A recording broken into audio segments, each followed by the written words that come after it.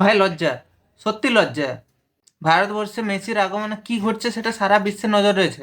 আর সেই সময় এরকম অপদার্থতায়, এরকম মিসম্যানেজমেন্ট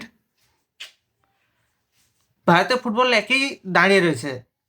কোনো উন্নতি নেই, 142তম নম্বরে পৌঁছে গেছে। এর থেকে বড় সুযোগ হতে পারে না যে ভারতীয় ফুটবল যে থমকে দাঁড়িয়েছে তাকে আগে নিয়ে যায়।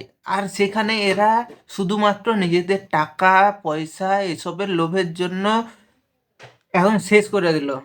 এগোবে না, বাংলার ফুটবল ভারতীয় ফুটবল এগোবে না। লোক 10,000 20,000 দিয়ে 400 কিলোমিটার 200 কিলোমিটার তারা ট্রাভেল করে মেসিকে দেখতে আসছে, আর সেখানে কি দেখতে পাচ্ছে না, তাদের 24 ঘন্টা দেখতে পাওয়া নেতা মন্ত্রীরা, সিনেমা জগতের 2-4 জন হয়তো সেলিব্রিটি, তারা মেসির সাথে 20 মিনিট ধরে, যাদের ফুটবলের সাথে কোনো সম্পর্ক নেই, তারা জন্মে কোনোদিন ফুটবল খেলেনি, তাদের বংশে হয়তো কেউ ফুটবল পাও দেয়নি, তারা এখন কি করছে, মেসির সাথে ছবি তুলছে।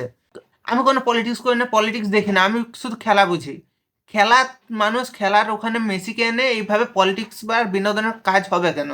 সোজা কথা এটা। ফুটবল বাদ দিয়ে কারো কোনো জায়গায় ছিল না। ফ্যানেরা যে স্টেডিয়াম ভাঙচুর করছে, তাদের মানসিক অবস্থা কি চলছে সেটা যে কেউ যে কেউ আন্দাজ করতে পারে। কারণ একজন ফুটবলারকে শুধুমাত্র সেলিব্রিটি নাচন আর বিনোদনের জন্য ব্যবহার করে, টাকার জন্য ব্যবহার করে, এরকম একটা জনগণের সাথে প্রতারণা করা হলো, সেটা কোনো মতেই আজকালকার যুগের জনগণ মেনে নেবে না, কোনো মতেই না। আমাদের রঞ্জিত স্যার যে মুভমেন্টটা শুরু করেছিলেন, সেভ ইন্ডিয়ান ফুটবল, তার সূচনা বাংলা থেকেই হোক। ফুটবলের মক্কা বলা হয় না, ফুটবলের মক্কা বলা হয় এই বাংলা থেকেই হোক না। ফুটবলের মক্কার এই শুভ সূচনায়, যেটা আবার নতুন করে ভারতের ফুটবলের প্রাণ প্রতিষ্ঠা করবে। ধ্বংস হোক, ধ্বংস হোক, যেটা হয়ে চলেছে সেটা ধ্বংস না হলে নতুন সূচনা হবে না। ধ্বংস হোক, সম্পূর্ণরূপে ধ্বংস হোক, ফুটবল সিস্টেম কোলাপস হোক, কোলাপস হয়ে যাক। আমরা দরকার হলে 1 বছর 2 বছর থাকবো, 1 বছর 2 বছর আমরা এখানে আটকে থাকতে কোনো ক্ষতি নেই। কিন্তু আমাদেরকে স্বপ্ন দেখেছিল 2047-এর জন্য, 2047-এর স্বপ্ন দেখেছিল না। 2 বছরে আমাদের 2027 পর্যন্ত কোনো অসুবিধা হবে না। ফুটবল থমকে যাক, কোনো অসুবিধা নেই, কিন্তু আবার সে প্রথম থেকে ভালো করে সূচনা হোক।